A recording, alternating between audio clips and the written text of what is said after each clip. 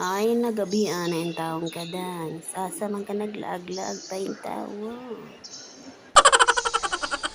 Mariusip pa yung taong ko naglaag-laag. Karon pa yung taong ko niabot mga lang. Ning agir ako dali sa station.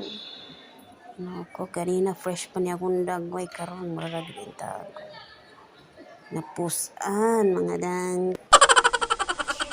I-try ko Tagalogin ha. Sabi nagreklamo, ba't tinatagalog? Kaso Bisaya ako Englishin ko naman, di rin ako nakakaintindi. Kaya bahala na kayo dyan mga dok.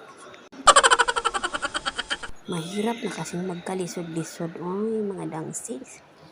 Hala na hapit na ko diri sa station. Hapit ni Agira di ay tarongin mamadyaan madi. Agay na pag itulog ka pulis. Ay, wapo sila dong. Kada bahala madira oy tanaw sa kudiri sa akong palibot. Wow, ni sama. Hindi akong kagutom mga des. Kanaon, may kayo na siya. O, sus. Tanaragit ko para may nalang, may bisa na akong kagutom. Ay kanindo. Tigo ragid tari sa window shopping mga des. Dali-dali ako para kuha na kung ano ay ang bus bitaw. Gutom bitaw kay mga dangis. Tapos pad na kayo nga akong balangko ay kanawar yung nagmahuga ng mataba.